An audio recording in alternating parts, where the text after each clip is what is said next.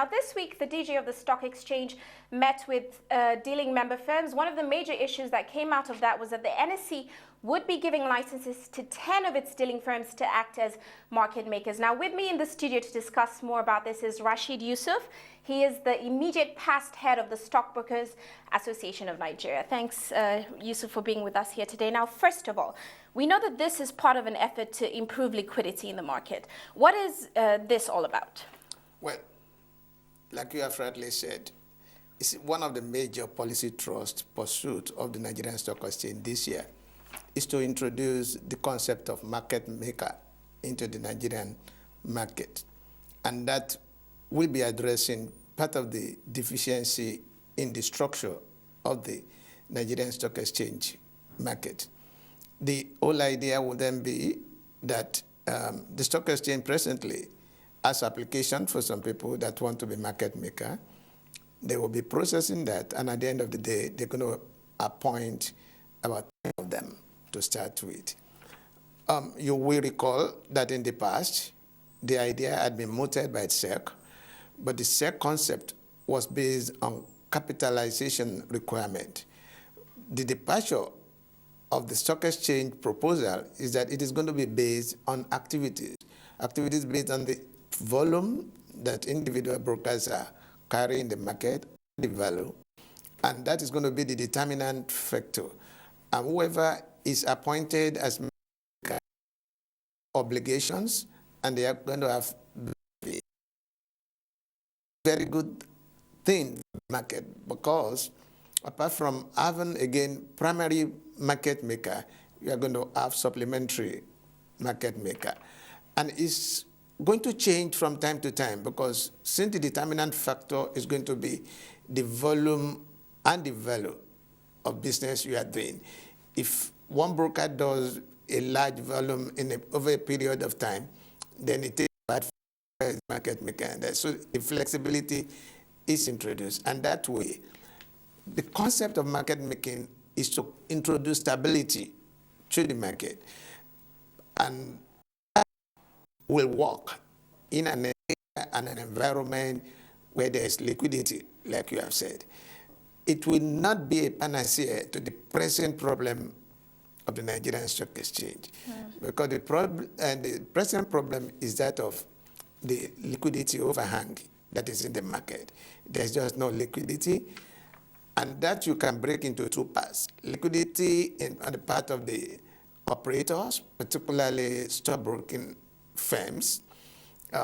Their own liquidity overhang problem they've been facing was that arose from the issue of margin loan facility. And until that is completely resolved, that aspect of liquidity in the part of the operator will not be resolved. I'm sure the government is addressing that. We can only say they should do it as quickly as possible so that it doesn't continue to overhang the market. Now, Mr. Yusuf, when do we expect this to come into play, though? The market making or the liquidity? When do we expect the market makers to be given licenses and to begin to act as market makers? Yeah, that's why I'm saying we should separate it. I guess, I mean, if it is a question of timing, I guess it could be done any moment from now. But I'm saying let us not ascribe too much to it, because market making works in an area where there is active market participation. Right now, you have a market that is one directional, and no market maker is going to operate in that environment. So the first thing has to be address the issue of liquidity that is plaguing the market, establish an active market, then market maker can then operate efficiently. Now, Mr. Yusuf, can you give us an update? Because we know that the stockbrokers have been pushing for some relief, some sort of relief from the Ministry of Finance, because they're also experiencing pressures in liquidity. What is an update? Give me an update on how that's going. Well, the update is that we are expecting the Minister of Finance and other government officials to conclude what they said they've stated. You will recall that the Minister of Finance, when she attended the seminar organized by First Bank, did promise that this particular issue is going to be resolved as quickly as possible. I think we're still at that stage. She's doing, I understand, the best she can do, but it has not been resolved. And the earlier it is resolved, the better for the market, the better for the economy. Now, looking at another area, according to the Director General, Mr. Oscar Onyema, he said that no bonds were traded on the Nigerian Stock Exchange last year.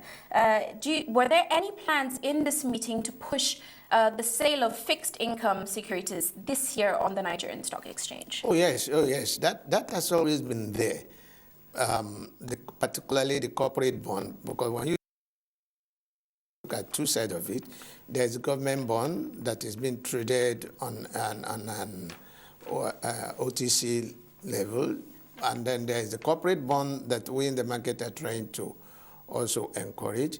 There have been a lot of indication last year, and I believe this year, about so many corporate bodies wanting to come to the market.